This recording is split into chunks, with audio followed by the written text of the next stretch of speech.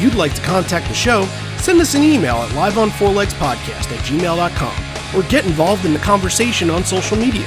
Join the Pearl Jam Podcast community group on Facebook or follow us on Twitter at liveonfourlegspod.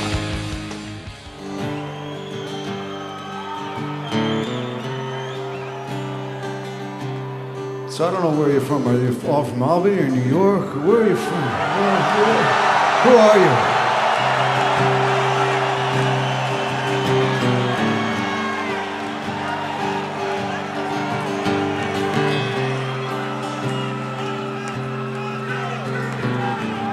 Some of the people up front, see the same fucking people everywhere we go.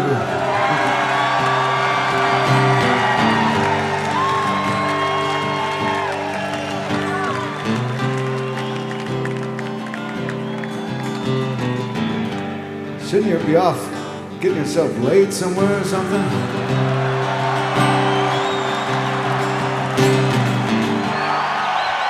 And away we go. You're listening to Live on Four Legs, the live Pearl Jam podcast experience, featuring Mr. Stone Gossard.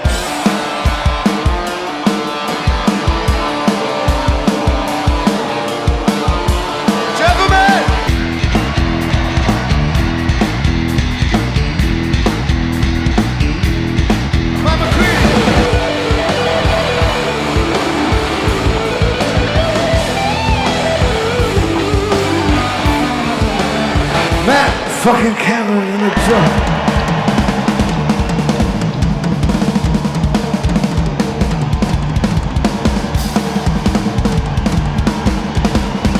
Mr. Boom Gasper.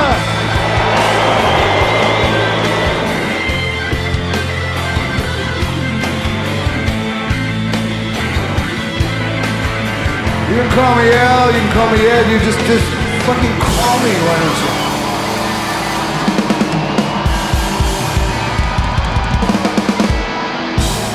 Hey everybody now, welcome to Live on Four Legs, a definitive live Pearl Jam podcast, and a very happy Thanksgiving week to you all, and a very happy announcement week last week. You know, we're a little bit late on the jump on this, but that's what happens when you're on a recorded show.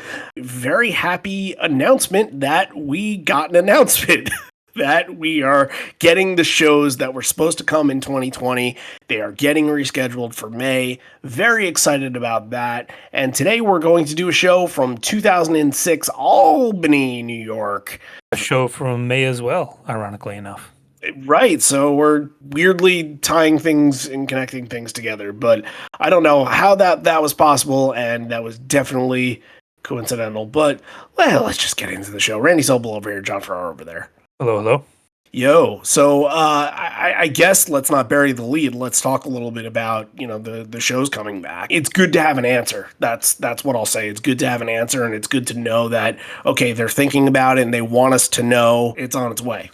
Yeah, it gives us something to look forward to now. Like, I think people were starting to get a little antsy because you're seeing everyone else come back, right? You're seeing people announce tours and stuff's happening. And I'd always said that Pearl Jam was the first to cancel. They were going to be the last to come back.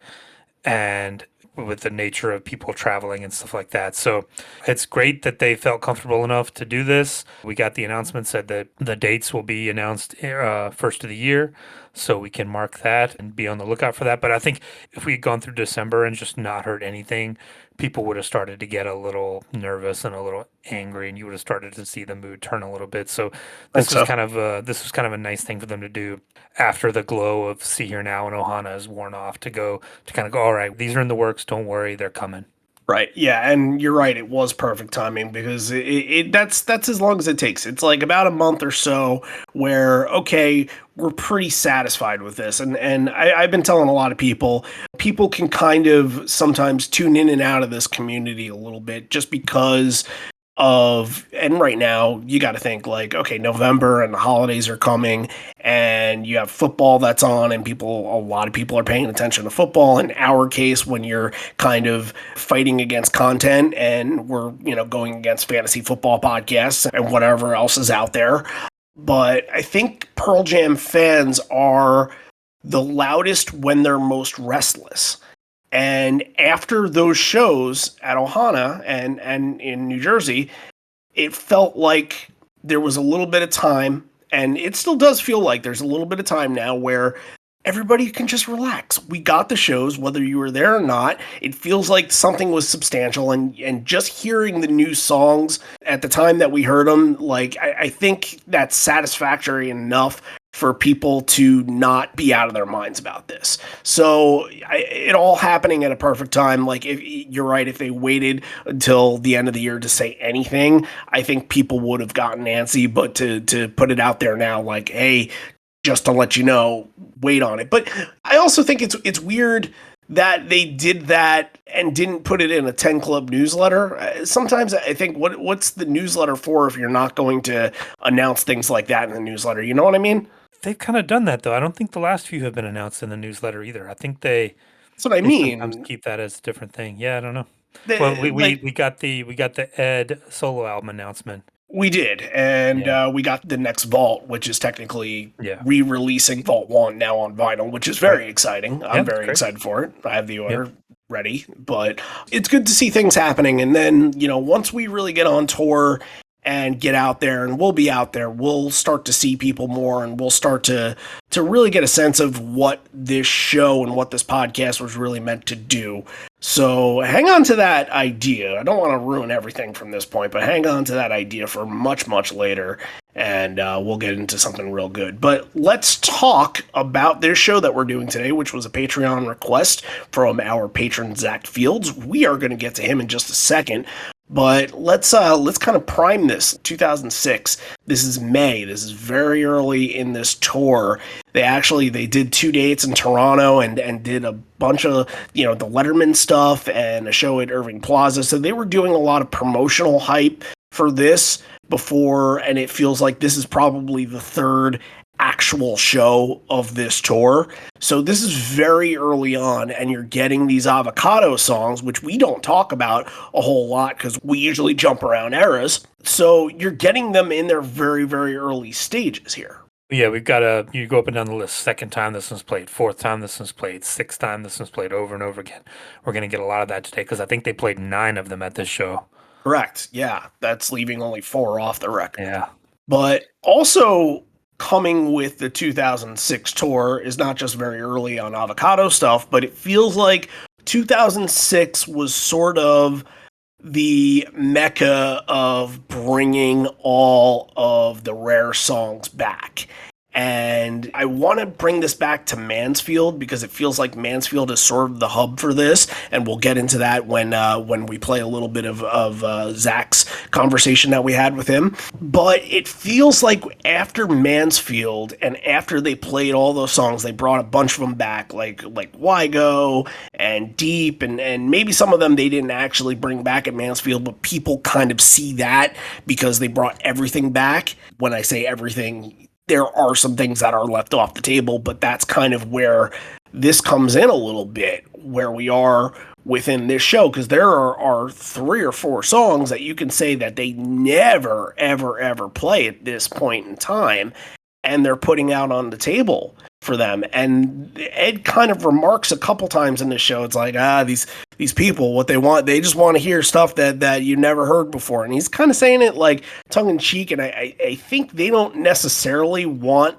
to play those kind of songs. They're doing it as a fan service.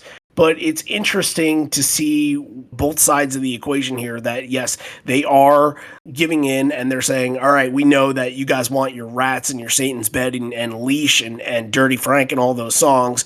But then that's it. The fans just want to be satisfied, and they are satisfied if that's what they get. But it doesn't necessarily seem like the band wants to go in that direction. Yeah, I think it really goes back to the Breath campaign and that 98 MSG show. That was kind of the germ of it, where like the fans realized like, okay, like we can maybe have a say in this and we can maybe influence some things here. So, and yeah, Mansfield was the culmination of that. And then 2006 comes around and Pearl Jam's just throwing everything on the table. Like stuff starts coming back that, like you said, when we never thought we'd get again. And I think it's a lot of they were mature at this point. Like you're talking about guys getting into their 40s now. You just don't care as much anymore. Like, yeah, if they want to hear it, fine. We might not be great, but hey, you asked for it. And the shows are starting to get a little longer. You're starting to, cross over the 2 hour mark. They played a lot of shows this year, so that gives them a lot of chance. You still get a chance to play a lot of new stuff, but yeah, it's mostly just their way of saying thank you to these fans. Like they stuck with them through '98, through 2000, through 2003. Like Pearl Jam in 2006, you're starting to get the dad era, and they're not as relevant as they were before. They're not young men anymore. So you lose a lot of, like, they may not have wanted to play that because, oh, like I care too much. I'm not playing that song. But by the time you get to 2006, you're like, all right, could be fun. The songs don't have the same meaning that they did back in 1992 or 1994 or whatever. So yeah, why not? What's interesting, I kind of thinking about this now, and not something I put a lot of thought into, is the factor of why Albany.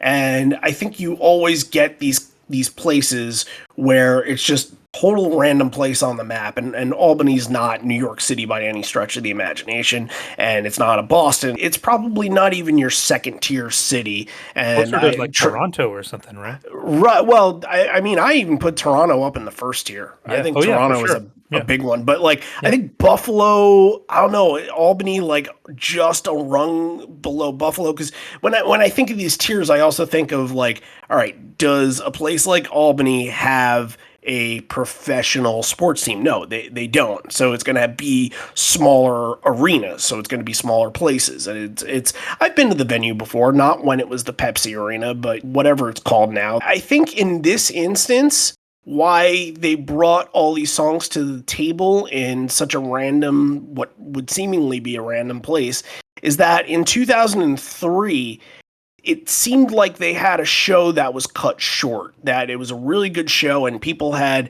been really into it. It was one of those barn burners that happened at the first leg of the 2003 tour with the Nassau Coliseums and the state colleges and the Buffalo shows from that year. Like all of those shows were spectacular, and they had to cut that pretty short, if I'm not mistaken, to about 2 hours, where they were usually playing up to like 2:30 and playing 27, 28 songs. This, I think, only got 23, 22 or 23 songs. So I'm wondering if that was responsible for why they decided that this would be the place. Or maybe it's just early on the tour, let's get it out of the way now, so when we go to the West Coast later, when we go to places like Vegas and Colorado later, people won't be begging for them then. Could be. We know Ed keeps track of all that stuff. He has that notebook he carries around. He knows everything that was played. But I think part of it too is like it's not New York City. There's not 1,000 press people asking for access. They're not doing 2 nights there. It's just kind of one of those like Moline, Greenville type of places. Like Sure, it's yeah. just kind of out of the way. You just go and play, and you can kind of like it's kind of loose. Like this is a little sloppier of a show. It's they're just having fun. Like it's just that kind of a vibe. So yeah, I think you're right. So let's hear a little bit of our conversation when we talked to our patron Zach Fields, and this was for our Horizon Leg profile that we do over on Patreon for all of the Horizon Leg patrons that join up. They get a chance to talk about Pearl Jam and go into depth on all their show stories and things like that. It's a very fun experience. If you are a Horizon Leg patron and haven't done it yet, get in touch with us. Make sure you do. If you aren't from that tier and that's something that you'd like to do, that is open for you. And that's an opportunity that Zach got this past week. Let's just hear why he picked Albany and some of his favorite moments from this show. So I'm just going to run it right here. Let's hit to Zach. So I went to college nearby at Union College in Schenectady, New York. So I was a junior at the time. Like thinking back, I was like, this was a Friday night, junior in May. That was a great night thinking back. Like, and just a good time, a great time in my life. I think we all look back at college fondly. And I took a good friend from college who's like big fish head, really into like just jam bands, and he was blown away by it. And then like re-listening to it, like I forgot how sneaky good this show is, and just how they just came out of the gates just firing, and how they started off with 4 Avocado songs and just ripped through them, and they were so tight. And I just remember thinking like, this is the tightest I've seen them so far. 2003, they were a bit looser with everything. 2006, I think they were, all those boots just sound like, I think, pristine to me. Like, and then Matt's getting more into it with the backing vocals. probably just don't think about it as much because of where it was. It was Albany, and there were so many other amazing shows, but it's a sneaky good show and a great listen. Like really every song was done really well. You were kind of given some treats that night too. I think before Red Mosquito, you hear Ed say, "You know what? We're gonna do some songs that you guys don't normally hear." And when you hear that, like, I mean, this is coming off of Mansfield. What are you thinking? Well, yeah, because we didn't so at Mansfield because we didn't get Leash or Rats. I think I was like kind of, I guess I knew that the River Rats played there. Ed had mentioned it, and I was like, oh, I didn't never made that connection before the show started. I think he made a reference to the River Rats, and he played a different song. But I was like, okay, Rats is definitely coming tonight. I think I knew that it hadn't been played in forever. I didn't know the exact year, but I was just like, that's definitely coming at some point. Especially since like they had been like they did that Letterman show before that, so they definitely like been working on older stuff a bit more, tightening it up, especially with like Satan's Bed and Why Go. Freddie Frank came back that year. Yeah, yeah. We got Sad that show. Then Red Mosquito being one of my favorite songs. That was one of the songs I really enjoyed off No Code when I first came across the album. So that was pretty special. I think that's 2006. I just took their live show really to another level, and this show is just super emblematic of that. Even like Even Flow, which sometimes works for me, sometimes doesn't. This one does, and that's you can hear the crowd how loud they are, and just like it was a great crowd too. Like they received those first. It's rare you get 4 new. Like I was at Asbury Park, so we got the 3 the new songs. So it kind of reminded me of that as well. But they just like ran through those songs and the crowd was loving it. Very loud crowd, great crowd. What would you say are your top moments from that show? Like, give us 2 or 3. First being Wasted Reprise into Life Wasted to start. I think that's the first time they did that. Like, the album, they're separated. And I listening to the album, I was like, man, it'd be really cool if they went from Wasted Reprise into Life Wasted. They did that and just slayed it. And had to go Given a Fly, being one of my favorite songs. And all that with Grievance, actually. So I guess that's the 3. I was just like re-listening again. I guess I have to say I have to add a 4th because Sad is a very important song to me. So hearing that was pretty freaking cool. All right. So thank you, Zach, for sharing all that in great detail. And this wasn't Zach's first request. I think I had to veto a couple of shows from him because either we had done it before or I was saving it for something else. So thankfully he got us something that wasn't really on our radar. We always love those kind of shows. When we're not thinking about it, that's when we want it thrown in our face. So thank you very much, Zach. We're covering this for you today and for anybody else that went to this one. So yeah, thanks, Zach. I think before we get into the actual show, let's kind of talk a little bit about the sound check because we have that available to us. So they are sound checking Satan's Bed. They do it twice.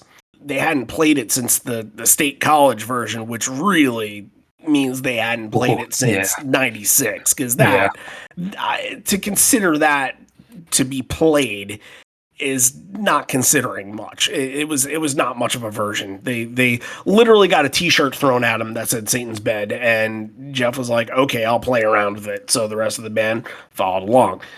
It barely counts.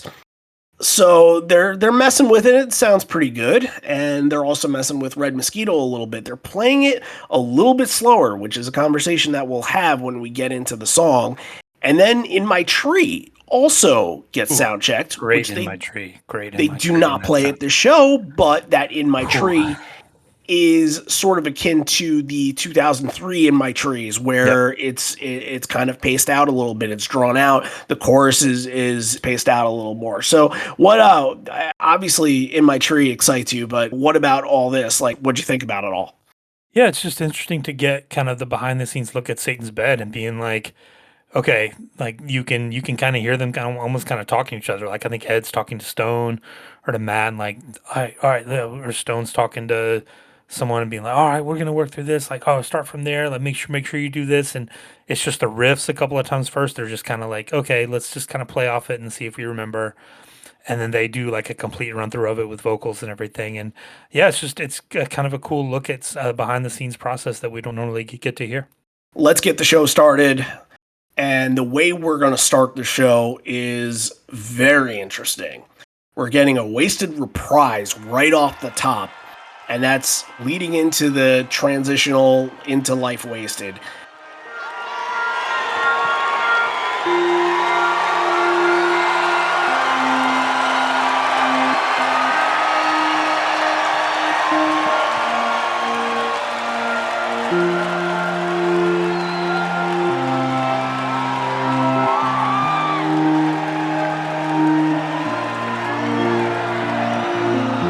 I faced it, a life wasted. I'm never going back again. Haven't tasted a life wasted. I'm never going back again. I escaped it, a life wasted. I'm never going back again.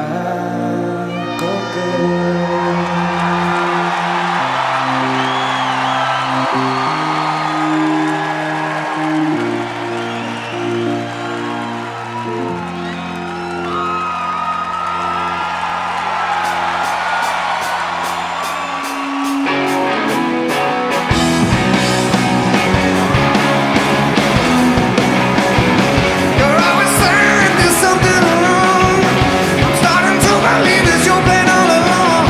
Death came around, forced to hear a song. And no tomorrow can be depended on.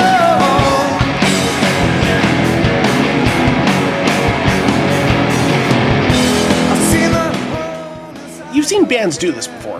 If they have songs that are kind of in pieces like this, and the one that I'm remembering, which I'm sure is not going to be something, I'm sure you're going to have a different example than I'm going to have, but the one that I can remember is like System of a Down did a song called Soldier Side, which is kind of an intro song, and they did that into BYOB, and that kind of reminds me of this, and that's how they started their shows. And when I went to my first Pearl Jam show, I thought that they were going to open this way. I thought that that's basically the way that they were opening every single night on the store, was doing the reprise into Life Wasted, because it seemed like an obvious move, but also I wasn't thinking about how they think in terms of setlist wise. I was thinking about in the grand scheme of how most bands put together the beginning of their show. It's like this, but because they've only did it 5 times in their history, it makes it a special occasion. Yeah, I think this is pretty good. And you lost me at System of a Down. I knew I was going to. Yeah. Up there, but I'm sure I can't think of a specific example, but I'm sure I've seen bands do it, kind of mix kind of 2 songs together like this. I'm with you. I like this a lot. I think it's kind of a cool way to kind of ease you in, especially since Wasted Reprise is very short. It's like a minute and a half at most, and it's cool to kind of give Boom that moment at the beginning of the show, because he just kind of like eases into it, just kind of. And yeah, I think it's great. And then Life Wasted kicks in, and off you go. I mean, you're getting four songs from the new record here, so they're not wasting any time. No, and what I like about Life Wasted here is I think that Life Wasted had, for like the last year or 2, had kind of been stocked down for me, and this brought it up just a little bit, because I think when I think of it in terms of the last decade or so, it's stocked down just because it's down-tuned. It just feels like it's there just to be an arena song, and it just doesn't have that same punch, that same bite. It seems like they really are coming out of the gate enjoying this one, like bringing an attitude to it, and 2006 versions are usually much better than what you would get after On. Yeah, because it's getting that like new album bump, right? This is only the 6th time playing it, so I mean, it's great. I think Matt especially plays really well on it. Some really good Cameron moments. It felt like Matt was kind of turning into the star of the 2006 tour here. Ed would tell you he's always been the star ever since he's been in the band. Oh, for sure, but Even it Stone a seems, little bit later here. yeah, that, and it kind of seems like it's getting more and more appreciative as it goes on. And in 2006, you'd see things like Even Flow would get the solo, and that's how much they think of that they are like just fucking go off on this and this. But it's also, I think it's the mix a little bit, and I think it's just the way that the songs are being paced, and everything just feels fast. This is a rock record, and that's his Right. his style. That's what he grew up playing. So this is right in his wheelhouse. Absolutely, and you have to take into account that he's now doing the backup singing on these songs Yep. too, which is very good as well. So, yeah, we got 2 Avocado songs that are following up. Look, these songs have all kind of been part of the early onset of the 2006 set, to the point where I think we talked about with Zach that in Chicago, some of those shows, people were just not having them. They were at the top of the show. They're like, no, we're not interested in these. Let's not pay attention to them. And they had to kind of reshuffle the deck a little bit with the crowd in order to get people pumped and excited about these songs that they were excited about. So Worldwide Suicide and Severed Hand are the ones that are following the Wasteeds a little bit, especially Severed Hand. I thought Severed Hand was fantastic. Once you get to the ending of that and they like really find that groove and jam with it, that's just such a good song, and it makes for a great live showcase, and one that is unfortunate that we don't see more often. I know it's stuck around a little bit, like it was the one in the Backspacer era that kind of, kept in the distance a little bit and popped up every now and again, but man, this feels like it's one that should be brought back like every 5th or 6th show kind of deal. Yeah, I'm with you. I think the ending of Severed Hand, where Mike solo was just off the charts.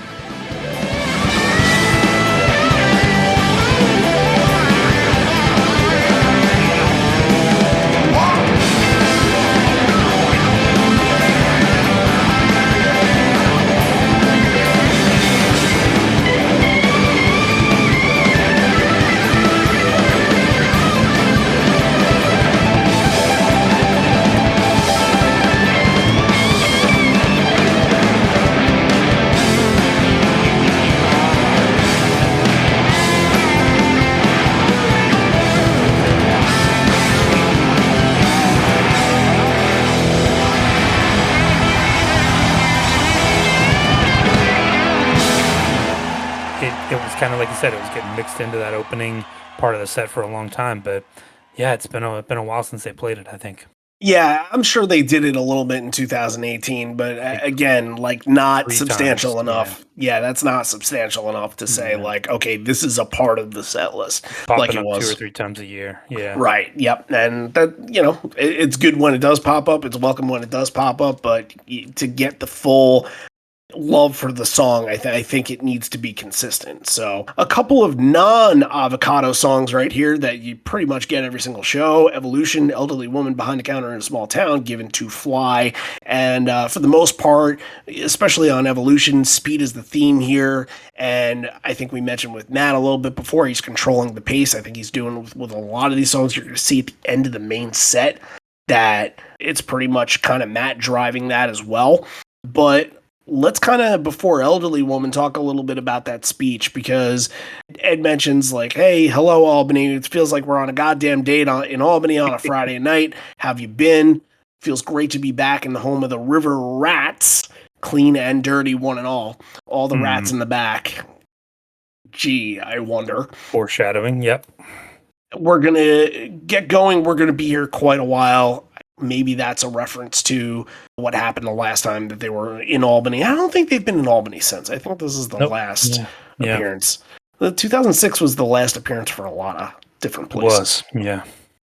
But we're playing this song at this point in the set as a reminder that even though I have the mic, I don't have to do all the singing. 1, 2, 3, 4, 2, 3 goes into Elderly Woman. And I think that this is a good indication that you have a nice crowd here, that you have sort of the small townish. It's not going to be like the 20,000 that you would get in a TD Bank Garden or a Madison Square Garden or somewhere like that.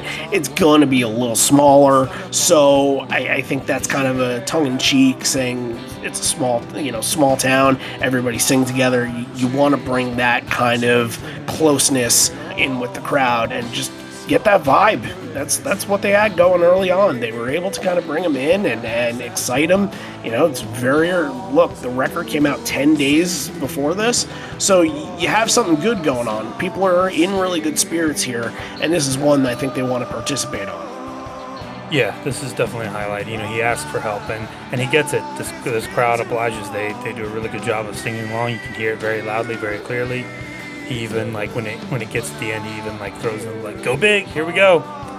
Yep. And yeah, it's a great moment. I mean, it's one of those things, like, it's still, especially, here we are, you got to see them a couple months ago, but I still haven't seen a concert since 2019 probably. So hearing this crowd kind of made the hair stand up on my arms a little bit, gave me a little bit of chills, like, oh man, getting to the point where you're starting to miss it and starting to see it. Yeah, small town's great here. Yeah, that Ed speech is very good. There's another one at the encore break that's iconic that I remember, from this show. And this just says, like, they're in a good mood. It's Friday night. People are having fun. And it's that kind of a show. This is like a sloppy, fun show. Yeah, I can see that. I can agree with that. And Given a Fly kind of taken after Elderly Woman right there. We said this in the Given a Fly Evolution episode that whenever you see Given a Fly packaged together with a song, it's usually going to be with Elderly Woman, whether it's before or afterwards. So you get two that are so familiar right in the middle here, and then you're going to stop and say, all right, we're going to do one that we haven't played in quite a while. This would be the first of a couple on this night, and that's Red Mosquito, not being played for 40 shows since Calgary in 2005.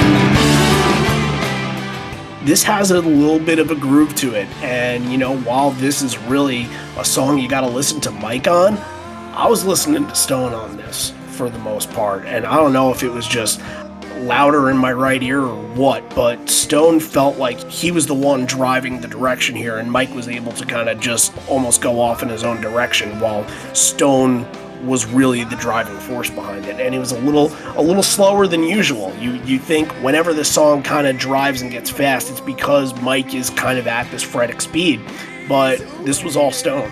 I was waiting for Danny Clinch to come out. It feels like he's part of the band now, but yeah, I'm with you. It felt really open, and that's probably due to the pace a little bit, and that Stone, that's what he can do on.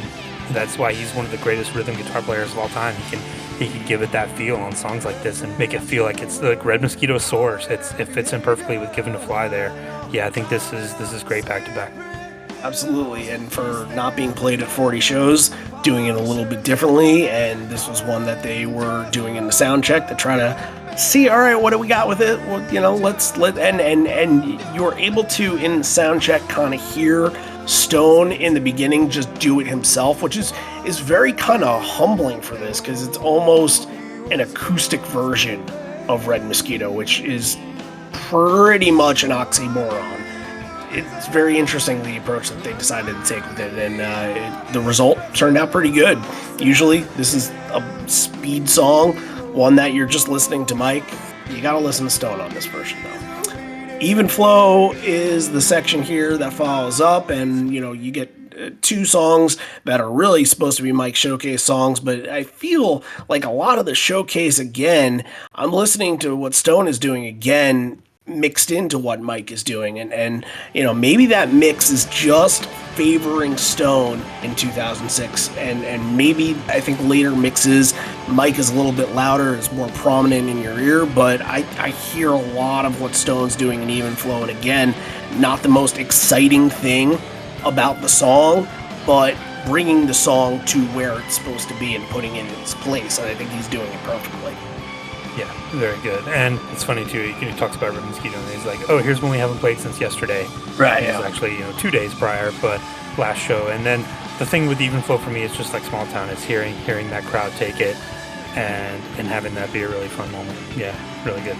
And you're able to hear kind of a surge with Matt at the transitional moment where they're breaking back into the last chorus, and that would become at some point the solo. That would be the solo moment. He doesn't really quite get it here, but it's just interesting that's a little tease of it. Just that little part. That's just a little tease of it.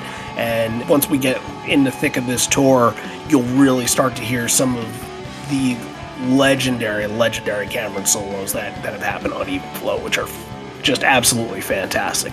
And look, not to say that his solos and his work building the progression here are such a key factor in the band, but Stone is taking the mic to say that Matt's backup vocals we've never been able to sing that part in Even Flow, and now Matt sings the hell out of it, and he's singing to us, and he's like, I love Matt Cameron, and it's very good, just very good. I gotta bring this up though, because Ed addresses Mike, as they like to do during the post-Even Flow ceremonies.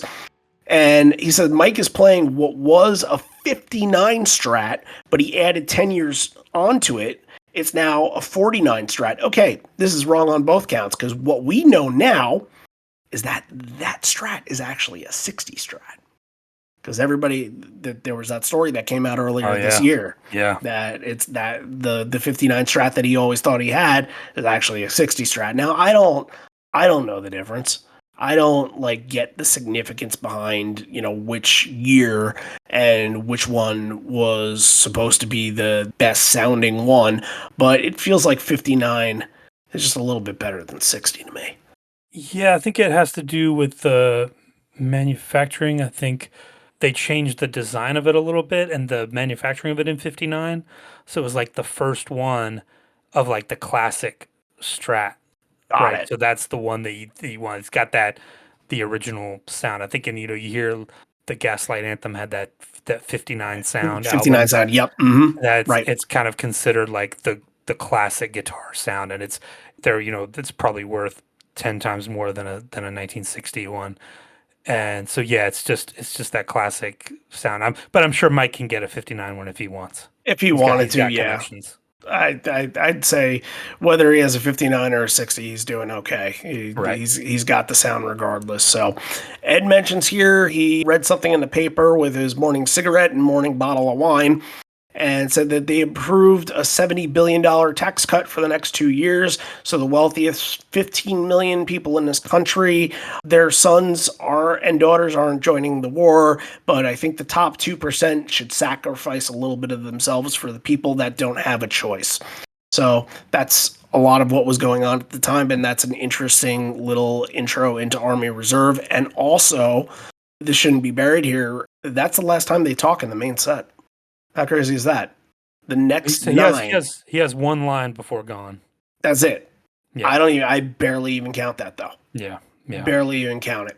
But basically all these 9 songs are all in a row, which is interesting because you get the next 4 you can kind of package together, which would be Army Reserve, Daughter, Off He Goes, Gone. Those are mid-tempo, can be sing-alongs, can be a little bit more atmospheric in some of those. And then the ones that are following up are going to be a little faster pace. So why don't we obviously start with the ones that we're on right now, the mid-tempo stuff. Only the third performance of Army Reserve. Again, we mentioned it before. You're getting the early indications of these songs. And it's only been played 31 times, but every time they do it, it's got this jammy vibe to it. And even in this, I don't know if in later versions you really get to hear booms roll in that song. but late in the song, you get something that you don't usually hear out of Boom, or maybe that you're not expecting. And maybe it's because you just don't listen to Army Reserve every single day. That's not one that's in my common rotation right there. But, you know, hearing Boom on that, I'm like, all right, that's a little bit something different. I am down with this. I'm all right with this. Interesting. Yeah, I mean, that's a cool thing. You get to hear Boom kind of like take his place in these songs and kind of find his spot. By 2006, he was definitely entrenched. He played a bunch of shows with him. It's not like 2003 where he was kind of like popping in and out and might not play on something from 10, but here he was starting to add a little something to everything. So yeah, I like it. Army Reserve's not one like you, I'm the same way. It's not one that I ever go back to, but yeah, sure, it was fine, but it only increases in quality for the next three. I think Daughter's very good. There's an interesting little tease in the tag that Jeff sounds like he wants to play WMA. It does, I noticed that. It never catches on. They never get into it. Yeah. Off He Goes, I prefer it when it's like kind of that stark kind of like almost Johnny Cash feel to it, but this one is a little more upbeat, a little folkier, but still good. Love the song. But then it's all about Gone here, like one of the best performances of the night. I thought fantastic all around. Everybody gets a moment in Gone. Ed at the beginning, Cameron, you get Stone and Mike. Like I thought this was a fantastic performance.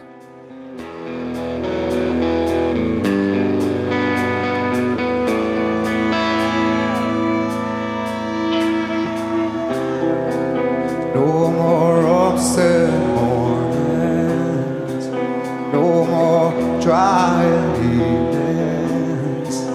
This American dream I am disbelieving. When the gas in my tank feels like money in the bank, gonna blow it all this time. Take me one last ride. What a light of this city, what a have lost all feeling. I'm gonna leave them all behind me, 'cause this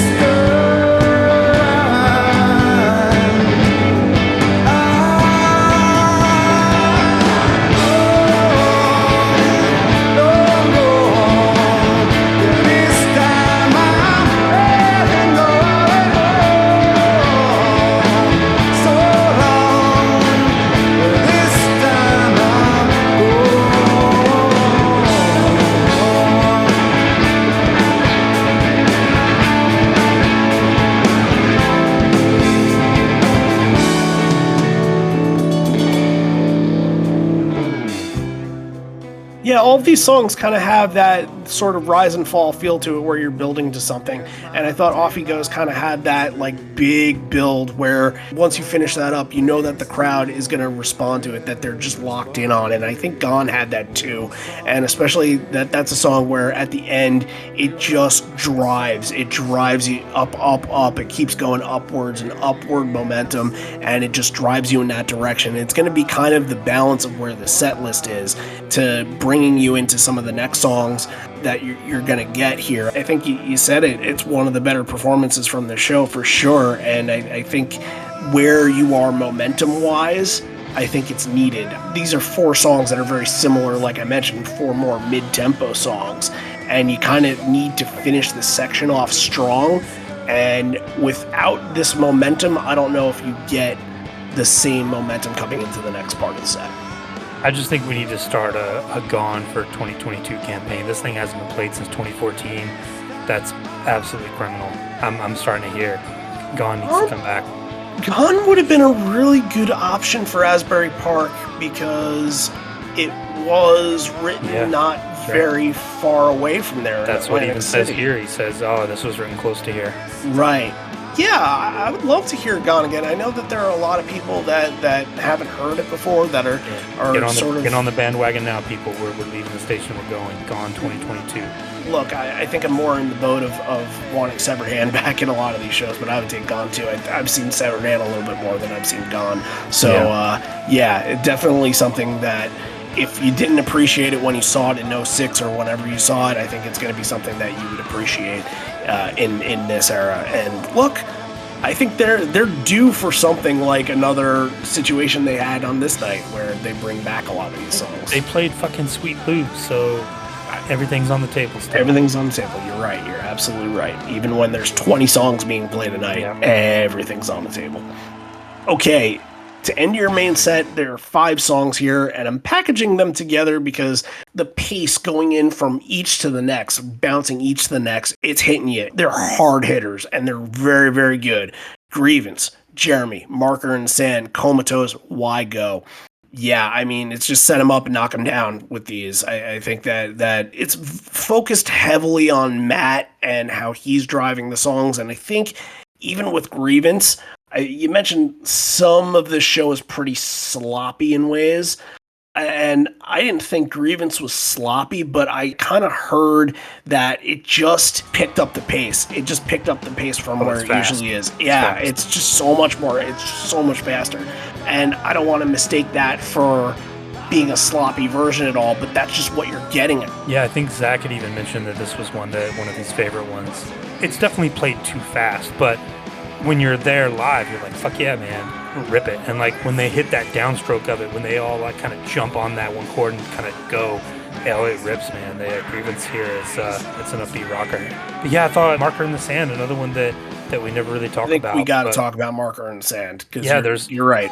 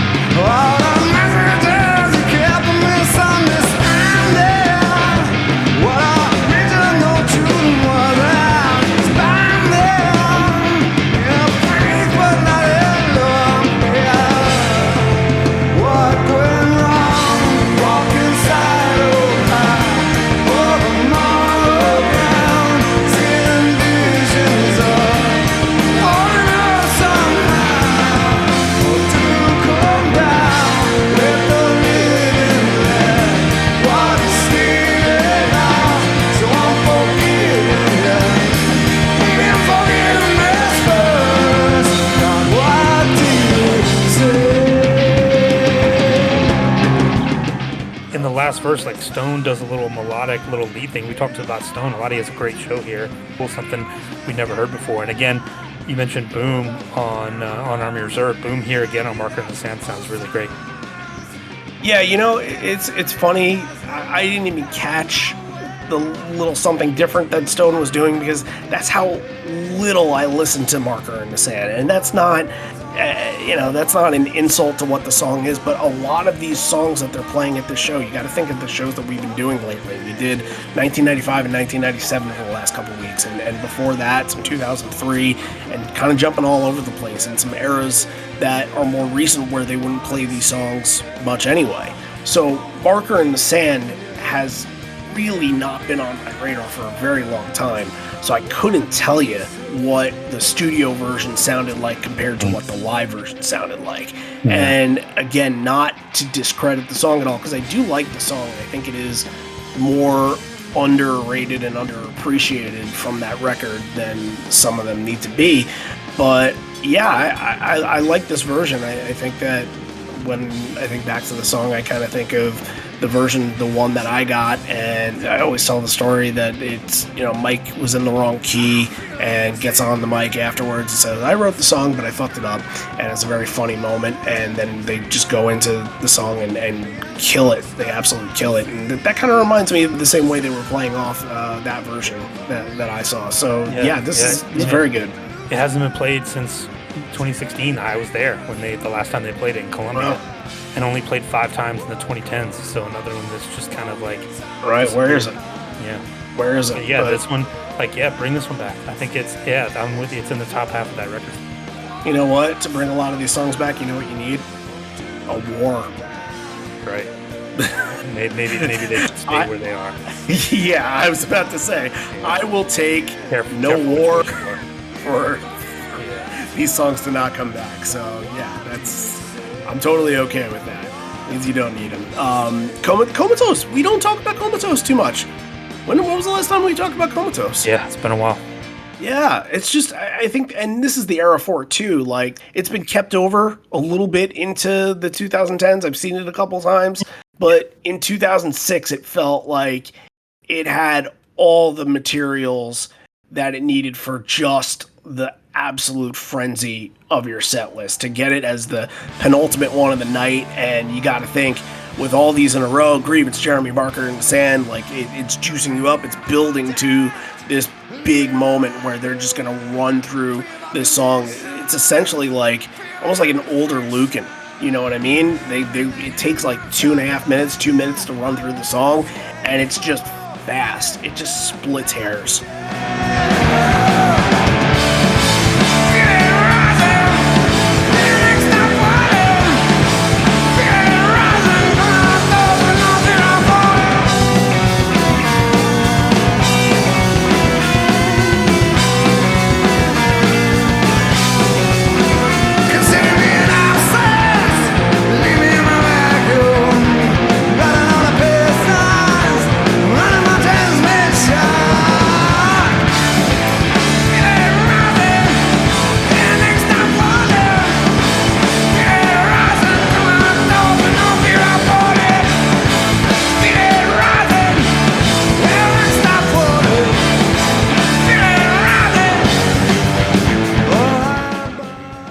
This song is tough for me because I remember hearing Crapshoot Rapture on the bootleg after that show and being like, this song is awesome.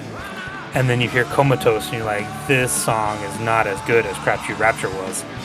The lyrics are not as good. It's very blatantly about Terry Schiavo. People can go Google that if they want to. And I just don't like it as much as I did Crapshoot Rapture. I thought it flowed a lot better there. But again, this version, like, Ed is late come in, he just can't keep up with the pace of it with the vocals, and it's just a little sloppy. Just, yeah, pass.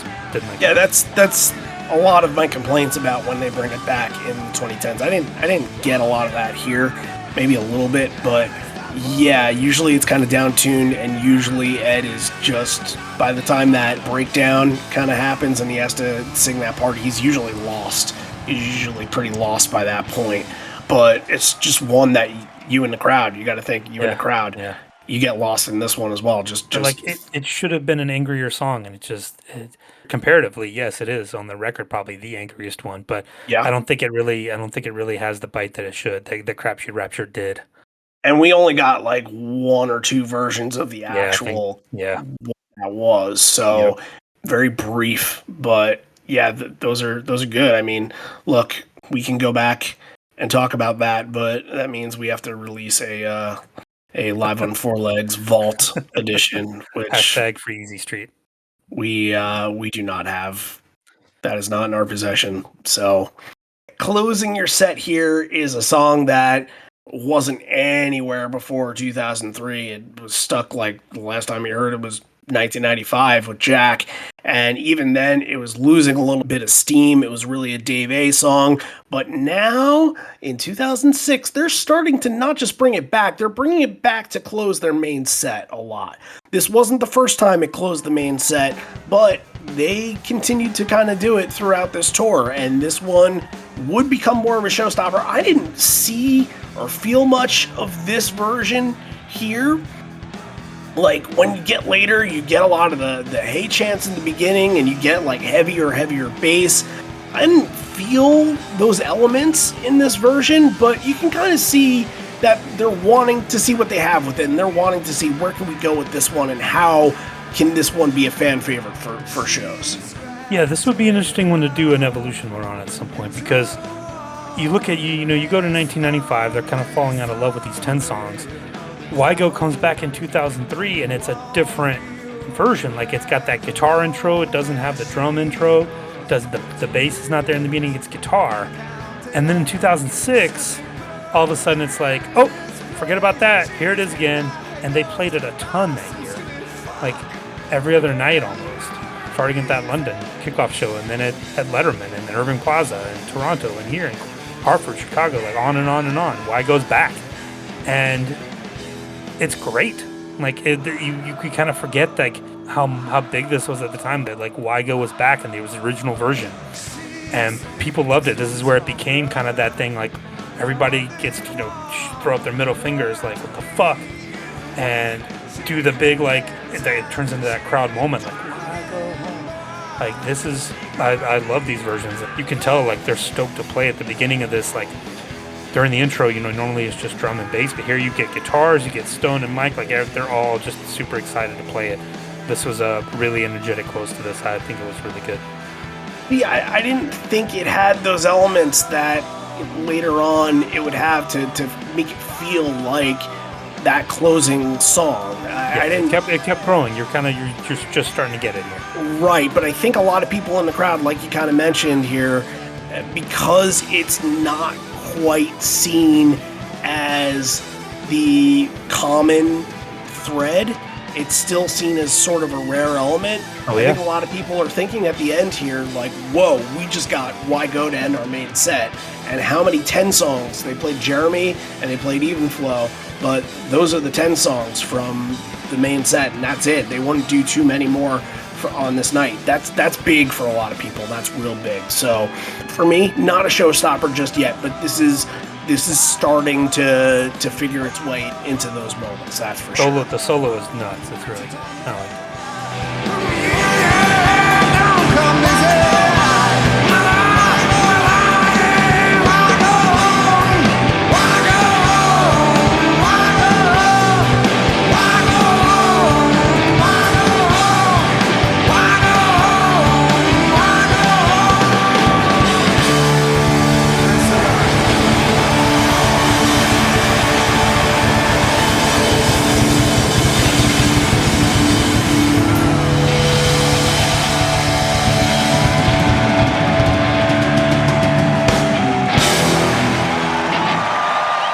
Encore time. That means let's pause for station identification. Let's talk a little bit about what's going on over at Patreon.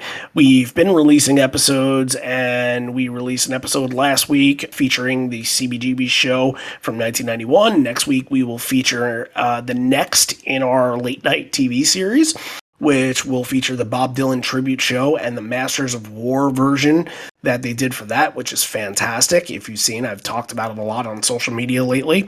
And we also will have a new show that is probably by this time that is out on Patreon that we're trying something different. And it's not really involving John and I. It's involving our friends and listeners, Patrick Bogle and Brian Harwitz. And what they wanted to do is they wanted to put together a show that discussed talking about the early days of collecting bootlegs, and we decided, look, let's figure out a way to do this. Let's kind of figure out some themes for this, and it's not just collecting bootlegs, but it's the things that you had to do. It's the people that you traded with. It's going into record stores and having them play bits and samples for you, so you knew what you were getting when you bought something for $40-$50. It's all those elements that are kind of thrown in there, and what Brian and Patrick are able to do, just kind of reliving that, which we don't necessarily have from this generation because it's all digital, it's all bootleg. Don't really have to do much of the collecting. So we've decided to do a little bit of a preview for this. The plan is to hopefully utilize this new show on the main platforms, but we want to see how it's going to do on Patreon first. So the show's called Hallucinogenic Recipe.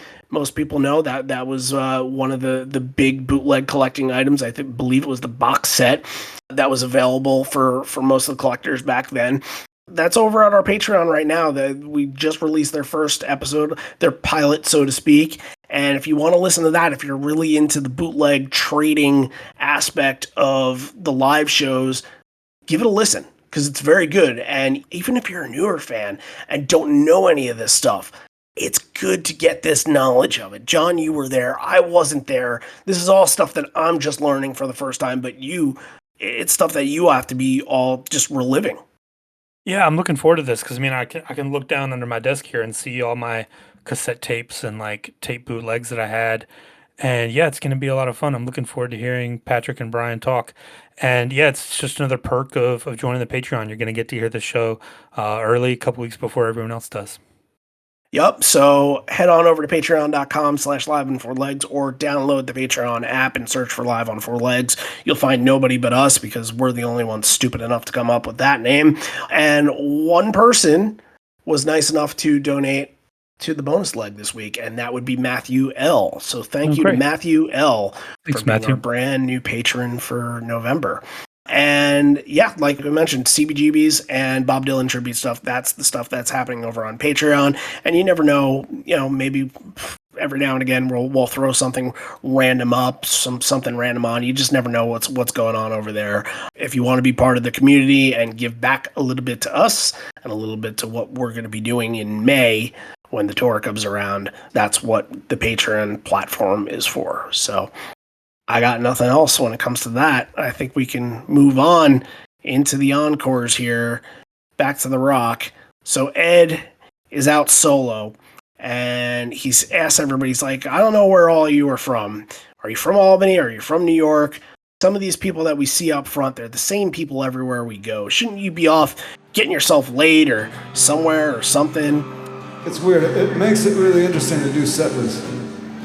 Because, some of the people want to hear a bunch of songs that they know from the radio, some of the songs that they like to hear, some of the songs that they found love to, some of the songs that they first got laid to.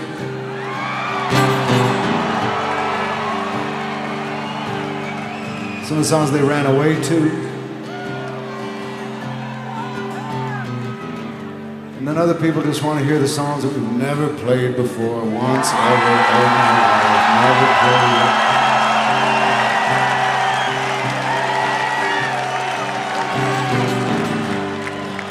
And I guess what we should do is take the poll at the beginning of the night, because we'd see how many of the normal people are here, and we'd see how many of the freaks are here, and then we could do it accordingly.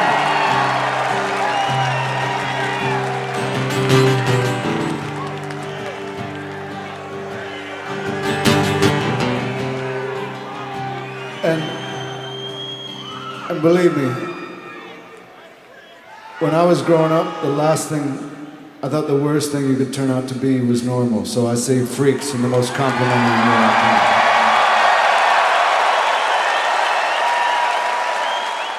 can. That's a very interesting conversation. You can go in a lot of different directions with what he just said and break that down in many different ways right there. He's kind of opening up as to what he does and kind of some of the requests that he gets and trying to, I guess, appease everybody in that crowd.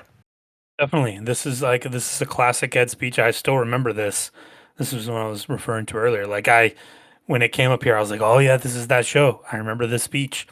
Because you don't normally get some insight into how these set lists are made. We would get stuff later, in PJ-20 and things like that, the movie.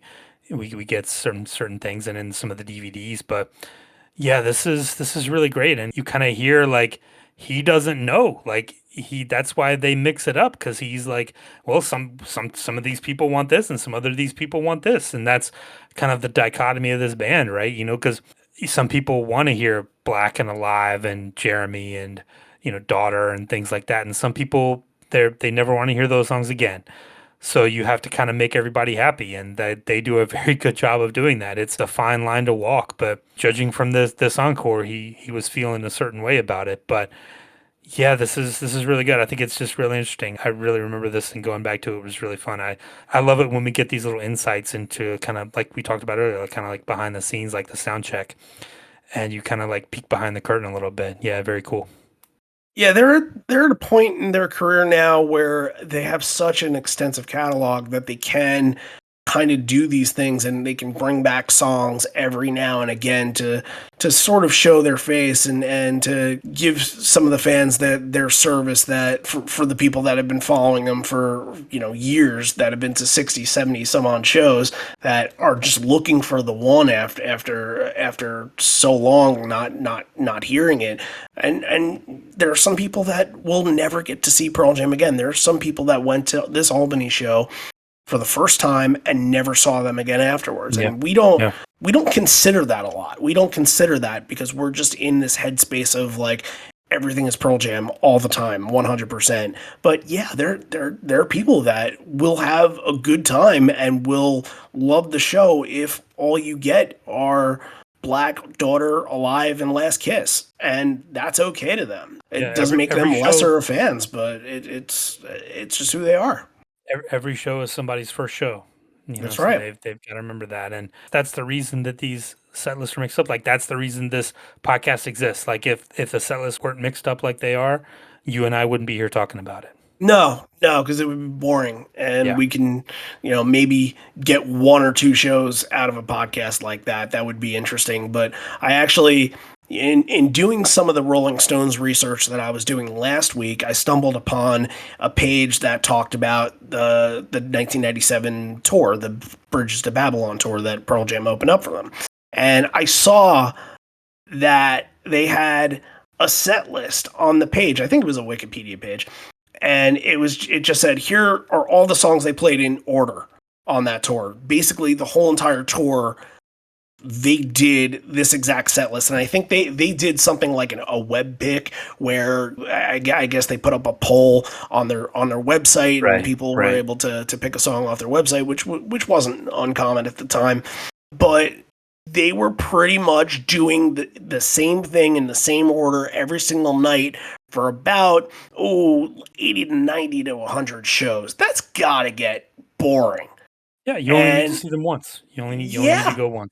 Right. If you're there, especially those ones, if you're there and you want to go see Pearl Jam for 4 nights, you're obviously not going to go home when the Stones play, but you're just like, shit, okay, they played Satisfaction to open up every single show, and they played I Miss You right in the middle, and they played Give Me Shelter right in the front. But with it, they have such a catalog. Like, how cool would it have been if they'd mixed it up every night? Like, of course. how many more people would have been interested? How many more people would have gone to multiple shows? Like, yeah.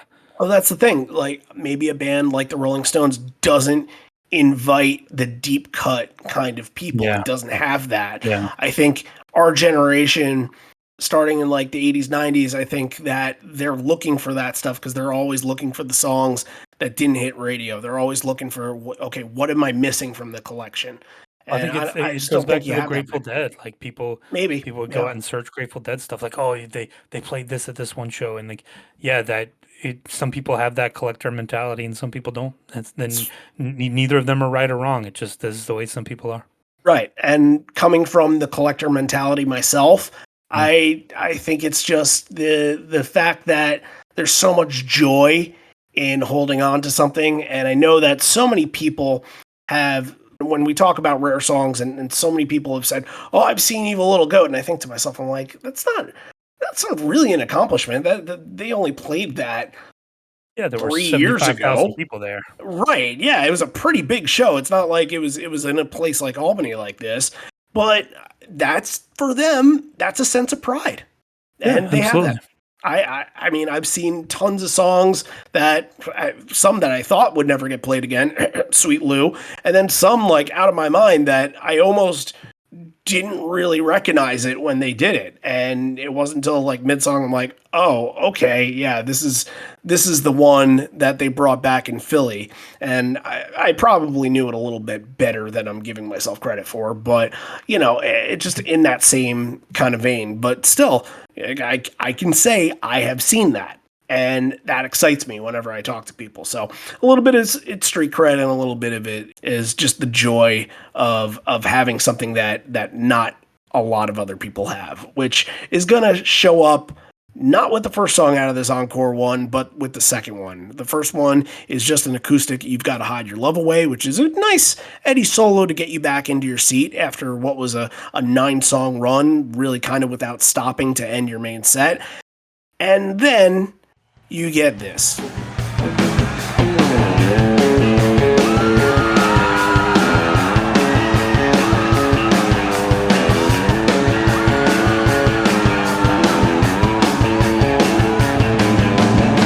It's not all been said and done. I'll never step in the Satan's bed. Although I must admit, still this is my place. Though I never it as you know you don't wait. It's funny how it always seems to fail. Funny how I always wanna get in. On Sundays, Thursdays, Tuesdays, Fridays the same. Sometimes a special guest you don't like to meet. Already in love.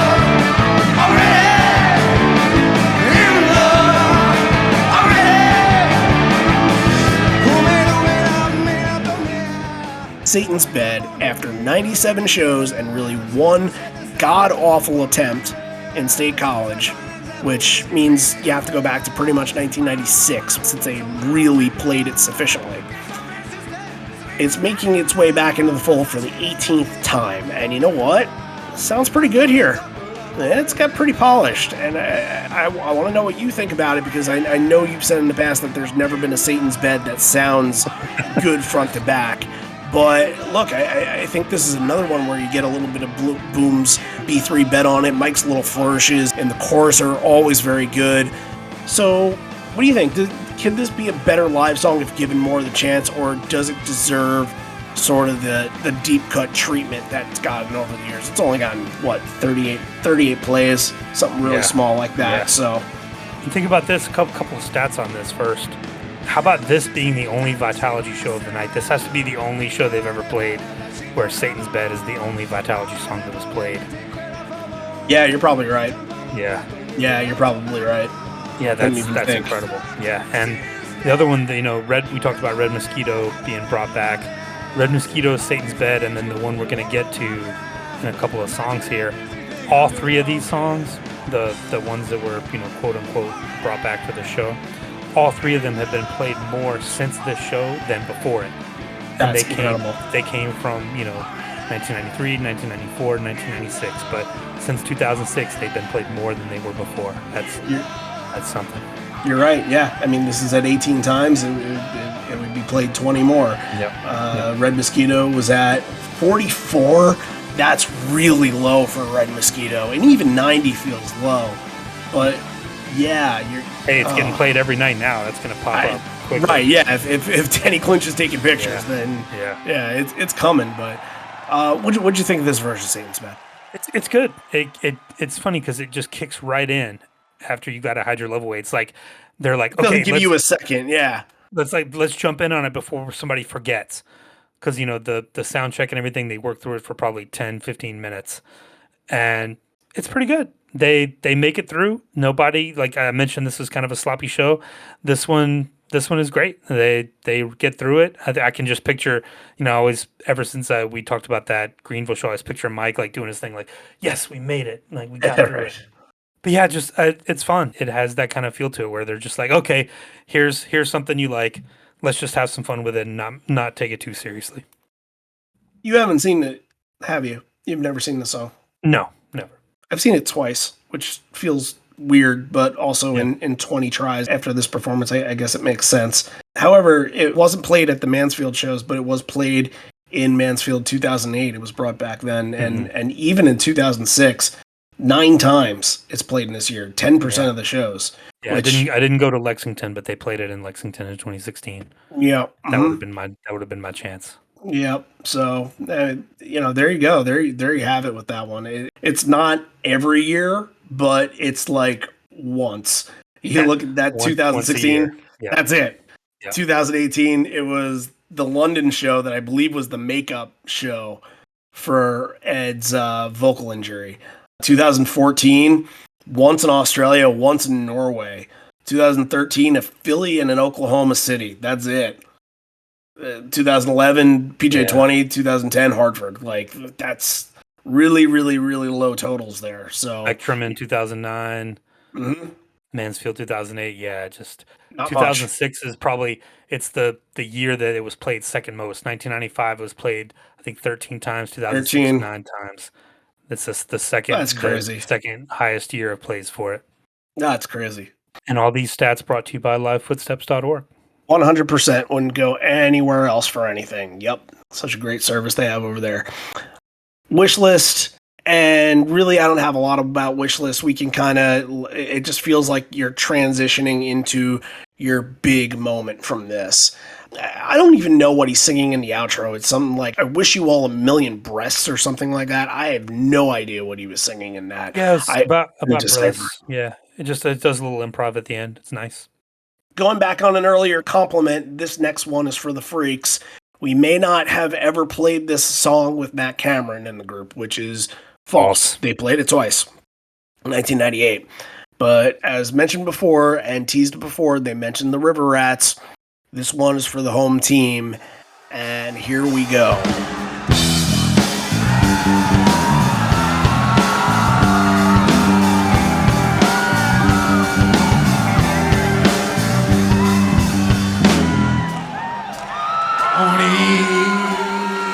They don't eat, don't sleep, gonna feed them on the morning seas. Better come to when they moan and squeak. Lick the dirt off a like a one's feet. Ah, they don't push, don't crowd. Congregate until they're much too loud. Fuck to procreate till they are dead. We in the blood of this so-called best friend. They don't scurry when something bigger comes away. And pack my steps together and run as one. Don't shit where they're not supposed to. Don't take what's not theirs. They don't compare.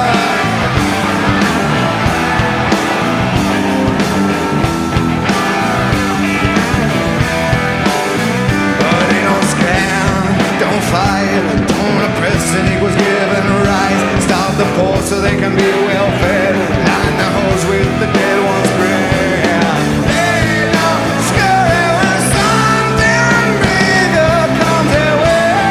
Don't back themselves together and run as one. Don't shit where they're not supposed to. Don't take what's not theirs. They don't compare.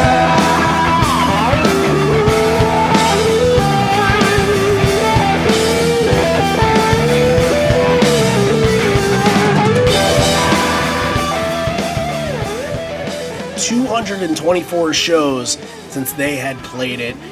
Twice with Matt Cameron in the Cameron era, but man, 29 overall. This is one of the deepest of deep cuts that you can get from Versus. I know that WMA really doesn't get played a whole lot. Obviously, it's being a tag, but it at least has a presence in shows. Rats is almost forgotten about from 1998 until this point. So I think it's a really good place to bring it back, because they're probably looking around before the day and they're seeing signs that say River Rats, and it's stepping up to a challenge and something that really maybe they haven't listened to in about a decade themselves, like on a studio version. So they're relearning it and they're getting comfortable with it again, and not one they would bring back very often after this. But I thought sounded pretty good once again. Like, they're the kind of band at this point that aren't going to do something like they did in State College with Satan's Bed. They're going to be more prepared, and even before the tour, they probably knew that, okay, we're going to get to the point out of these 30, 40, 50 some odd shows where we're going to be begged like this, and we're going to be begged for Rats, we're going to be begged for Leash. We need to at least get refamiliarized with them. I wouldn't be surprised if in the warehouse they got together and practiced this a lot. Yeah, because it's not in the sound check, right? If you heard the sound check, you wouldn't have known it was coming. Right, so they can't go into it cold. Yeah, exactly. Yeah, so Jeff immediately just nails that part. That was very impressive. I think Ed is the one who comes in too early, I think, at one point and screws it up. But yeah, forgiven. 224 shows without playing it. Yeah, go nuts. And yeah, it's just another treat for these fans who can say that, yeah, they were there when it happened. Look, If you're lucky enough to live in New York City, you've probably seen Rats Your Fair Share coming from the Brooklyn shows and the kind of MSG become their theme shows. song. Yeah. Right, because they like to kind of tongue-in-cheek, the rats, right? You got rats on Wall Street. They made a joke, rats at Shea Stadium, and all that kind of pizza rat, whatever you want to say. And that's where its spot is. It's catering to that fan service once again. So we don't talk about it a whole lot on our show. Only 59 times ever played, this being the 29th. So Rats gets its moment in the sun here and then transitions into a very slow porch blues that gives the crowd enough time to just sing the intro themselves. Ed should have picked up on that and just let them sing the whole thing. Like, come on, let them do it. Give them the whole thing and just then burst into the rest of the song. This is a long version of Porch, just fast and very jammy though. Guitars are working really well opposite each other, and Matt has just continued frenetic pace to it. And 2006 is where a lot of these songs really start to pick up and have that kind of energy, especially ones that have a little bit more time to them. And it gets a little bit of a call and response in this as well, which leads to sort of maybe my favorite moment in the song, which kind of gets a little bit smooth jazz for a little bit. It's a really interesting build back. It was kind of like, for me, it was kind of like indie rock. It sounded almost like something like Pavement would do, or like Lola Tingo would do, or something. Yeah. Right. Usually, you're kind of when you're building back into the song, you want to hit those notes and kind of get that rise. But this is gonna stay quiet. This is gonna stay easy, and then they kind of get tense with it again, and the chorus explodes at the end. Interesting version of Porch, though. I think Ed at the end of the show says this was an interesting show, and that's what I got too. Like you mentioned in the beginning, the crowd singing along. Ed waits, and it's almost foreshadowing because that intro goes on for a long time. It gets really quiet. He's almost whispering at one point into the microphone, and then it, like you said, it goes into that jam, and it's just a great, like we talked about Stone a lot on the show. Great Stone show. Stone and Mike together on this little, almost the pre-jam, the first part of it, because like you said, this is over 11 minutes. Porch here. Oh, it's really good, and then. The call and response that you mentioned comes in at about 7.5 minutes. Then there's that other section that we talked about. So yeah, this is great. I mean, it was great to hear them just kind of go off after kind of something, after doing Satan's Bed and Rats. You kind of think like crowds into it, play around with it, have some fun. Yeah, just it kind of fits the mood of the night. I thought this was great. Sure. And look, I think Porch in 2006, it's not going to be your Porch in 1992, but it is now in that pocket of being the song where it can have an identity like it did in that meaty part going back into the chord. I don't think a lot of those years, maybe even around the time with Jack and early with Matt, I don't know if they knew what to do with it then. And here, I think they got it locked down. They're very good back then it was like, hey, just vamp while Ed's going off being crazy. And now, like especially in 2005, you saw that with Rearview Mirror and Porch, where they were really stretching it out and really starting to do these jams. 2005 is kind of becoming the in-between year where things completely just go up and change and get faster. Change styles like this, Porch kind of fell out of favor for a while, like 2000, 2003, like it wasn't what it was, but then it kind of had this rise again, started 2005, 2006, and started to see that jam come back, and it was more focused on the musical side of it, not just like, hey, we got to waste some time here. Right, yeah. And it's still working as a closing song to this very point, so. Yeah. That brings us to Encore 2. Ed says, we're out of wine, so I just want to let you know that the show is over. Get some cheers, or we can keep playing and I can just drink beer. Not to be disrespectful for you, but we got to pay respects to the people in the back. You can feel the pain and give it up for the people in the back, because these are the working class people that had to go to work the day that the tickets went on sale. This is one of the weirdest constructions for an Encore 2 that I've seen in a very long time. And I mentioned 2005. They were doing some weird Encore 2s that year as well, closing with weird stuff, just trying things. This seems like it's right out of that playbook. To get a song like Sad in your second encore to me is just very intriguing. Like, what were they thinking with that? And I sort of think that the way that this is laid out, Last Kiss, Comeback, and Sad, this is a bit of a trilogy almost. Think about the nature of each one of these songs. It's all about death, and you can kind of string a story together with this where Last Kiss could be like the situation of which the death is, and Comeback could be one side of the story, and Sad could be another side of the story, because Comeback is really from a personal perspective and Sad is from more of an outside perspective. So what do you think about that, just this being its own little trilogy here? Yeah, it's a good catch. There is a little bit of a narrative there. Yeah, it's interesting.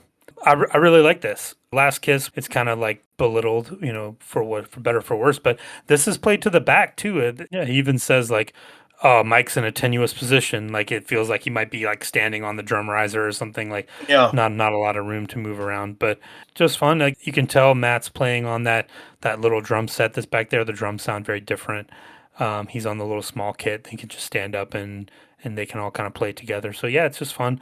Comeback I thought was great. I think he asked the crowd like, "Hey, do you want to hear another new one, or should we just go?" And of course, play the new one. But for the third performance of Comeback, this is fantastic. I think this and Gone, the best of the Avocado songs of the night. And I thought the whole mood of it was fantastic. And then to get something like Sad, you've already gotten Satan's Bed, you've already gotten Rats, you've already gotten like Red Mosquito. To throw Sad on top of it, a very long intro to Sad. Just Noodling great. beforehand. Yeah, love it. Yeah, I thought that Sad was definitely the icing on the cake after these two. And it's kind of, I know that this is the tour that you're promoting the record and you're playing some of these new songs, but it is kind of weird that Comeback and what we know of it now, it's really become the tribute song. And it is a little strange that it's not attributed to something that has happened. And usually that's where you get this deep emotional connection out of the song. And I'm not saying that it wasn't there, but I think they were starting to, at that point, just say, okay, let's figure out what we have with the song. And then that's that evolution process. Later on, okay, we know when we're going to play a song that's going to be a tribute, it's going to be this one. So I don't think they were thinking that those terms just yet then, but you have to think with the three here, they're not looking at this and saying, oh yeah, these songs don't go together. I think there's an understanding there that this section is about something. So Sad is very good. Sad is very, very good, and I wish you can hear it in Encore 2 every night, but I don't even know if you get it in Encore 2 again. You might get it once or twice, sprinkled out throughout the years that they've done it, but not much. Not much. I don't think they've played it in a couple years, so very, very rare. But even the end of the set, Crazy Mary and Alive, you're not getting any bread and butter. You're getting a staple of the encore, and then you're just finishing it out. It's no big elaborate finish for this show. There's no Rockin' in the Free World, there's no Ledbetter, there's none of that. It's just kind of, all right, we're just going out.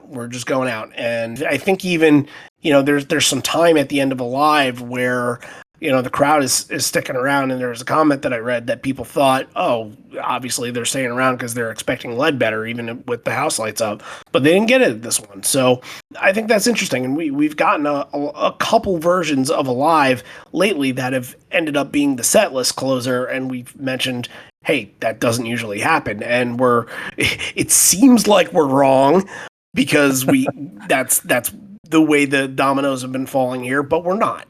Yeah. It's only been closed with 18 times. So Crazy Mary has also got to give the credit to Boom here, because there was no duel. It was just a Boom showcase, basically. Right. And it is kind of a fun moment, too, right before Ed says, is it Saturday yet? And he says, oh, it will be by the end of the song. Yeah, right. Kind of knows like they're going to get into jam territory again. But yeah, I thought it was fun. Just speaking of evolution, we're going to be doing one on this one coming up here soon. So we're going to have to take this era into account. And yeah, Mike lets Boom have his moment here. He doesn't try to show him up. So yeah, it's fun. And with Alive too, the VH1 Storytellers was only a few weeks after this where they really talked about, playing up the hey, and like they talked about Alive, and that's, you already kind of see that playing here in 2006, the curse was definitely lifted. It was absolutely lifted by then, and I think even after 2000, you saw a little bit of that in 2003. I think a lot of people just had that attachment because they knew how special it was after that. There was a little bit of that residual factor of we know that it was so hard for them to play it, so there's so much more warmth to it when they do. I think it's still working through a lot of that, I think you're right. I think Ed kind of comes to those terms and sees it as a net positive instead of it being kind of I don't like calling it sort of a thematic narration of what he went through, because it's not, but it's a sarcastic version of that. But it becomes so much more, and that's the discussion that they have in VH1 Storytellers. So yeah, that's the way you end it here. And like we mentioned, no Ledbetter, no Rockin' in the Free World. You're ending on a live, which is quite all right. But that gets us into the end of the show. And Stone takes the mic at the end and said, Bush has been working out. He looks kind of buffer, kind of chesty. If you're guessing which band member put on a George W. Bush mask and went around giving the middle finger, you're guessing who it is. Your guess has to be Jeff, and that guess is right, because Jeff is probably the most buff of anybody in the band. So, fun moment, and we only know who put the mask on because of some of the comments made in the forum afterwards. Yeah, so, Jeff is the athlete, right? He is. He was the basketball player. But this is, at the end, he says goodbye and remarks that it was an interesting night. Interesting way to put it, but feel you here. Okay, 3 moments from this. What are you going to take? You kind of mentioned some before, so I expect them to come back again. Yeah, a few good ones in this one. My number 3 is going to be Small Town. Just hearing the crowd on that really kind of got my attention early on in this show. I thought it was a really good moment. My number 2 is Gone. I thought the best of the 9 Avocado songs that were played. Great performance all around. Wish song comes back. Gone for 2022. You heard it here first. And my number 1's Porch. Thought this was a fantastic version of Porch. I think we're going to have totally different lists here. Yeah. That hasn't happened in a long time. I'm going to go my number 3. I'm going to say The Open, which was the Wasted Reprise and the Life Wasted. It's something I don't think I had listened to on a bootleg before, but I've always wanted to see how it ended up, and it was everything to my expectations, what I would have wanted. It's a great way to open the show. It got you going. You really felt where you were in this and what the show was going to be. And my number 2 moment, I think I'm going to put as Red Mosquito. I really like this version of Red Mosquito. It just had a groove to it. And once again, like, you're paying attention to the way it's being paced out, and Stone almost sounding like he's playing on an acoustic when he's doing that riff, while Mike is doing his thing and doing it fantastically. I just couldn't get over what Stone was doing on that. So I'm going to give Red Mosquito the mark there. And I'm going to say my number 1 is Severed Hand in this. I think it just won me over. And not that it doesn't win me over when I hear it, but this version, it being kind of locked in, and a song that they were playing at, like, not just Letterman, but SNL, I believe it was one of the songs that they played at SNL. It's one that they feel really, really good about, and you can tell why. They were really gelling with it at the time. So, I was feeling it from this one, especially at the end. There was some magic to it, and that's the one I would like to see back in 2022 if they get a chance to bring anything back. Okay, what do you got for a rating on this? I'm going to give this one a solid 8. Okay. Some good moments, some good Ed speeches. The encore break speech is really good, really iconic. It's got a good mix of, great versions of crowd favorite songs and a bunch of rare songs to go back to. Solid 8. I'm at a 7.5 on this. I like the show. I think overall some of the performances I'm gonna forget about in a couple of months, because that just happens. And maybe that's just sort of the idea of listening to a different bootleg every week.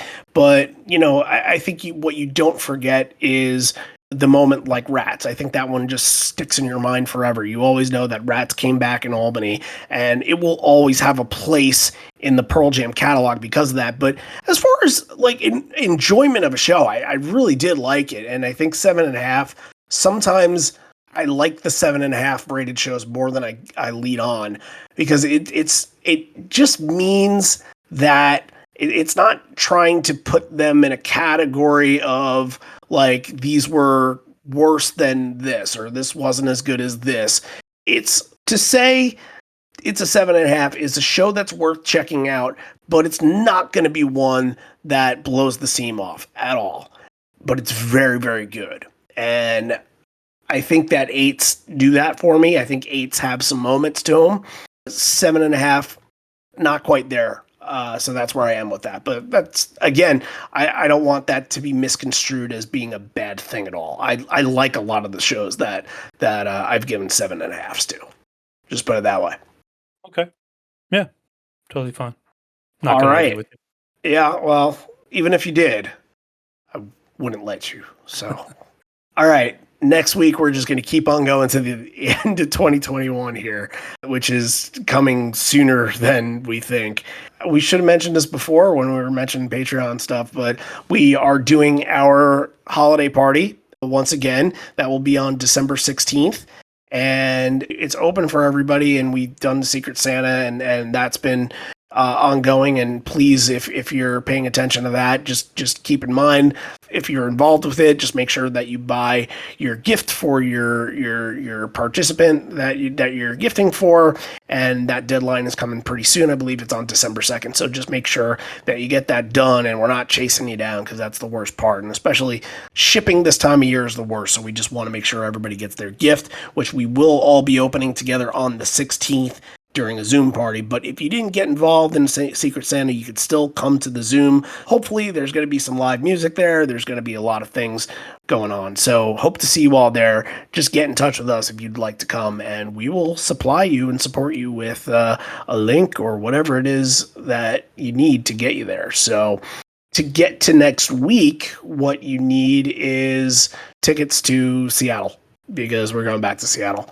And we're almost done with Seattle, and it's been a fun ride, but I'm excited to get to other things. I will say that much. I'm excited to get to different themes. I think this theme lasted a very long time, as the yearly themes do. I think we do these every year where there's something, but next year is going to be a little bit of something different. We'll talk about that when we talk about that. But the one show that we haven't done from Seattle, the one show that we haven't done from the home away shows in 2018 in general, is the first Seattle night of that run, both the home shows. We did the second one some point, I don't remember when, but we did it probably before pandemic or during pandemic. I'm not too sure, but we haven't done night one yet, so that's what we're going to do. It's a show with some great moments. It's a show with some tributes. That's what you got for next week, and after that, there won't be many shows for the rest of the year. So yeah, so we'll just take it week by week. Anything to add to that? A lot of people, talk about those home shows, the 2 nights at Safeco. So that's going to be a fun one. Looking forward to it. Sounds good. I'll see you then. Here comes the spiel. I got to do my spiel. This may be the end. We're here, but not for much longer. And although we may be parting ways, I miss you already. I miss you always. Here's the part where John usually says something off the cuff that you might not be expecting. A little more chesty.